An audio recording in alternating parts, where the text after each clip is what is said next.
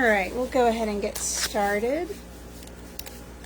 Today we are day 23 of the Daily Dose of the Good News. So we are really into it, but also down to the wire for the first 30 days. And where this is going to lead after, I have no idea. I have some ideas, but I don't have any official idea. But greatly appreciate everyone who's been watching, and I hope this has been helpful for you to get into the Word. Today, the why I think it's important to read your Bible is because it can help you overcome any sin that you're dealing with that's in the Bible. So the Bible will call out anything that people are doing wrong, not in exact specifics, but in kind of categories. But it also gives you the tools that you need to overcome those sins. And the more you dig into it, the more you read, the closer you get to God, the quicker you'll be convicted of your sins. The more you're aware you'll be. You know, they'll, in the early first getting to understand what really is sin, there's going to be some that people, especially who weren't brought up in the Christian faith, aren't going to even realize. So it gives you a deeper understanding of what is wrong in God's eyes, but it also gives you the power to change. The quicker conviction is going to happen with as you get closer to God, and then certainly as you become a true follower and have the Holy Spirit within you. Conviction happens quicker, which just means you're really feeling in your gut you're doing something wrong, and it will stop you. And hopefully you'll be able to completely turn away from that sin. But it shows you the error in your ways, but also gives you solutions to fixing them. Because the closer you become to Jesus, the more you want to live for Him, the more you see how, while it may seem like just rules and a lot kind of putting yourself in a box maybe from someone on the outside, the closer you get to Him, you really realize that the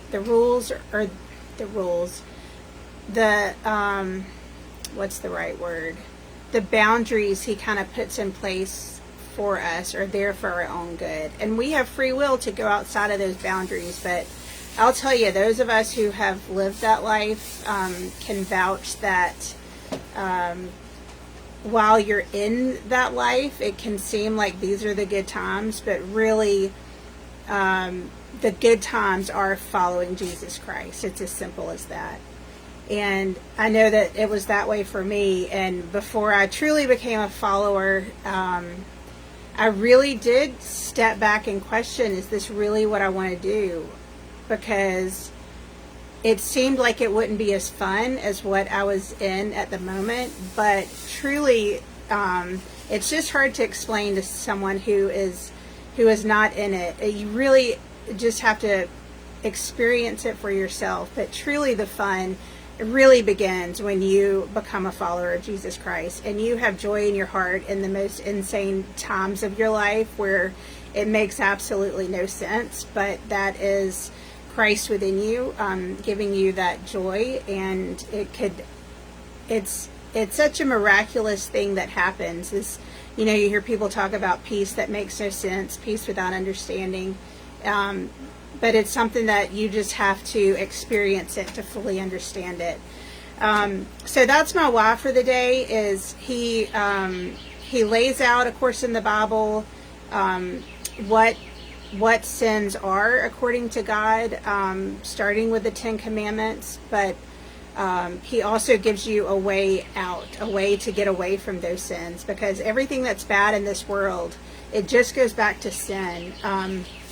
And you know, a lot of times, I didn't really realize this until recently, that a lot of times when you're witnessing to people, they don't always understand why they need Jesus Christ in their life. They're not understanding that he is a way out from the wretchedness of the world and the sin of the world, and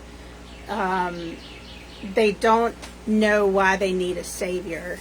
And a lot of times people just look at it as heaven versus hell, but it's so much more than that, because being a follower of Jesus changes your life on earth and just makes it so incredible. And even though I've just mentioned the wretchedness of the world, it also is just an extremely beautiful world, and it's amazing all the details that he put into it for us. I mean, it's kind of like without the chocolate, our own Willy Wonka factory, right? I mean, just the beauty of the trees and the plants and the birds and my dogs and things like that he gave us to enjoy while we are here. So even though there's hard times, there's plenty to enjoy, but it's important that as we're spreading the gospel to people, we help them understand that the reason they need a Savior is because we're all sinners. We're born sinners.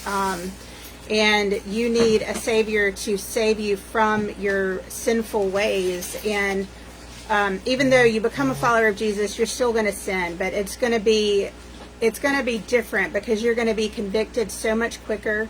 The closer you get to him, you'll be convicted sooner and sooner. It may be at the initial point that you're committing a sin, or it may be as a thought of something enters your head, you're quickly convicted to throw that thought out. And then you'll get to points where you're not even thinking about whatever that was, because you're such a changed person. So that's my why for the day. My tip for the day, I think it's funny, I actually just asked John what the biggest help has been for him, and he mentioned being able to see the Bible, which was my number one tip. And also what I mentioned again yesterday is just put it where it's visible. So I think that is really a biggest one for any habit that you're wanting to start. So put it where it's visible, but I also was going to go back and see some of the other ones that we had mentioned. To be intentional, that's a good one to remember. Be intentional about it. Put it on your schedule for the day. Write yourself a Post-it note. Put it on your calendar if you have a planner. I know a lot of us, especially with families and multiple things going on, you probably have a planner. Put it on your planner for some day, even if you have to change it to later in the day. If the day gets away from you, just be intentional about it. Put it somewhere so that you can really be intentional on getting that done, because it needs to be a priority. It will change your life. And I also, I failed to read everything I wanted to from this book that I mentioned yesterday, The Power of Positive Thinking. I had read a little bit of the foreword, which was where the guy introduced the author, but also introduced Jesus Christ as the most positive thinker he had ever known. But I also wanted to read the preface in this, because I thought it was fitting for kind of what we're looking at and talking about today. At the time I wrote this book, it never occurred to me that more than 2 million copies would be sold. Frankly, however, my gratitude for this event is not from the viewpoint of books sold, but in terms of many persons to whom I have been privileged to suggest a simple, workable philosophy of living. The dynamic laws which the book teaches were learned the hard way, by trial and error, in my personal search for a way of life. But I found in them an answer to my own problems, and believe me, I'm the most difficult person with whom I have ever worked. The book is my effort to share my spiritual experience, for if it helped me, I felt it might also help others. In formulating this simple philosophy of life, I found my own answers in the teachings of Jesus Christ. I have merely tried to describe those truths in the language and thought forms understandable to present-day people. The way of life to which this book is a witness is very wonderful. It's not easy. Indeed, it's often hard, but it is full of joy and hope and victory. And also, as I was just thumbing through it, I had, oh shoot, have I lost it? I had seen where I had marked a page, which is not something I typically do, so I was curious what it said. And it said, start reading the New Testament.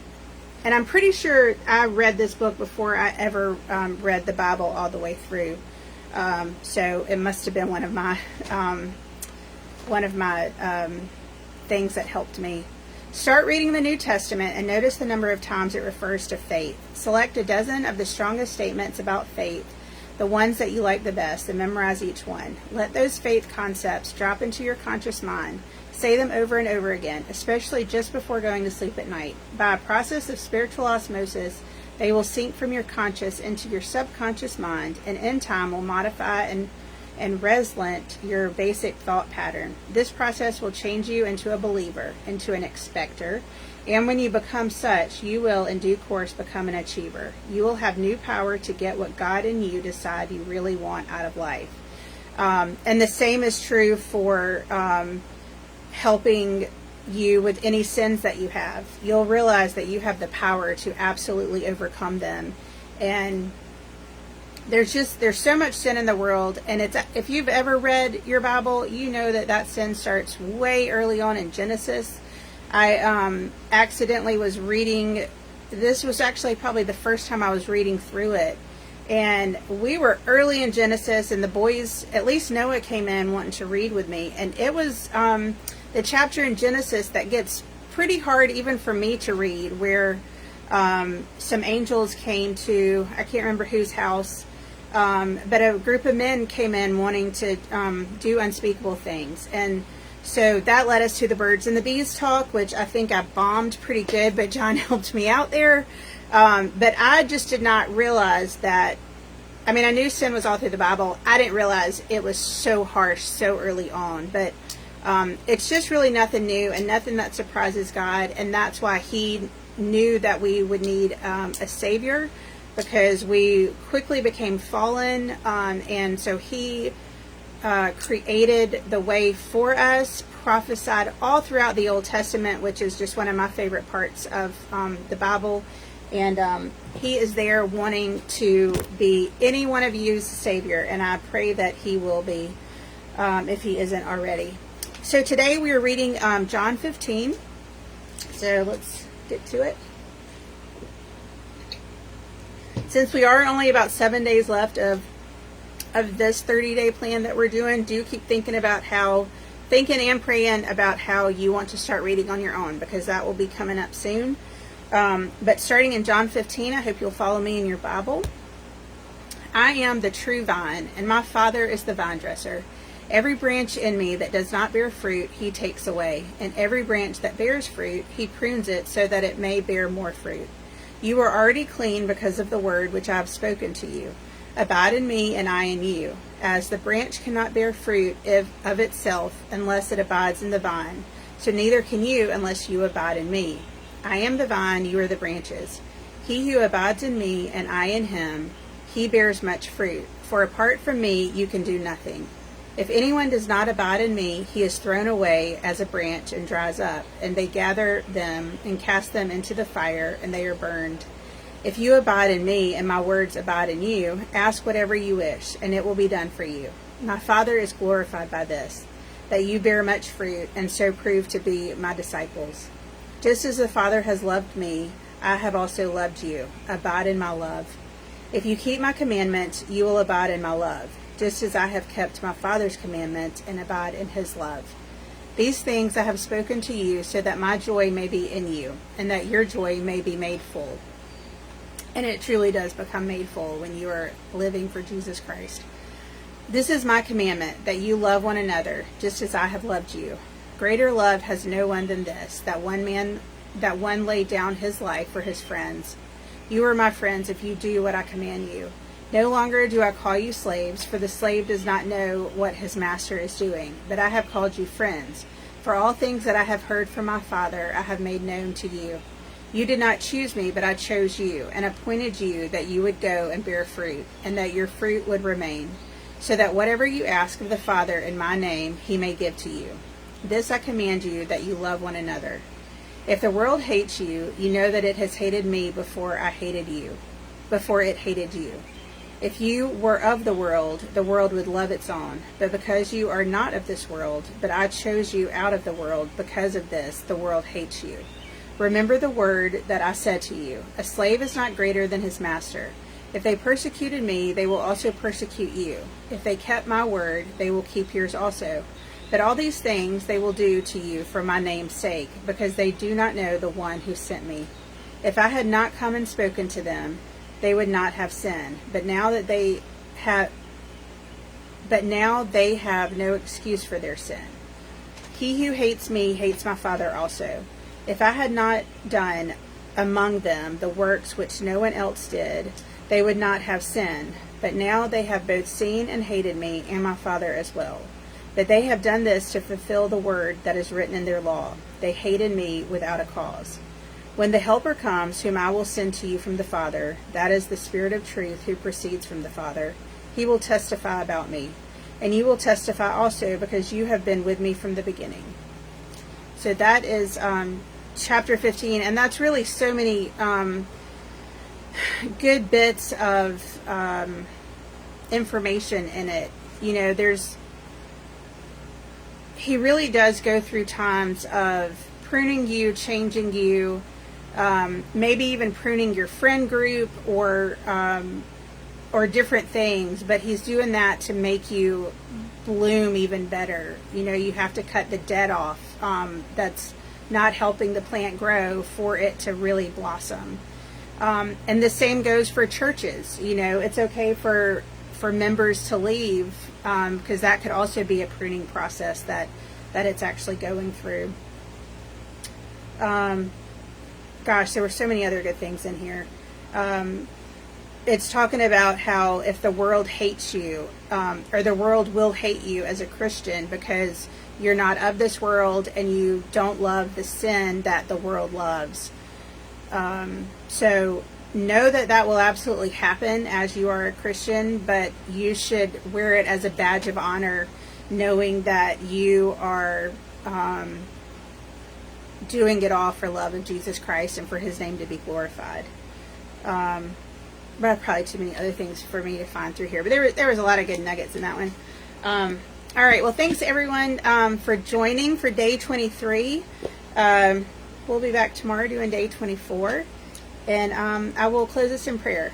Dear God, we thank you for this day, and thank you for everyone that this video will touch. I pray that you bless them and bless their families and bring them closer to you. I pray that they know you and are seeking you, and I pray that if they're not already in the Word daily, that you prick their hearts to give them the want and the desire to do that, and help yourself be revealed to them. I pray that you reveal yourself to everyone who this video touches, and that they put a desire of wanting to get to know you better. You put that desire into their heart. And we ask all these things in your Son's precious and holy name. Amen. All right. Thanks, everyone. Have a good night.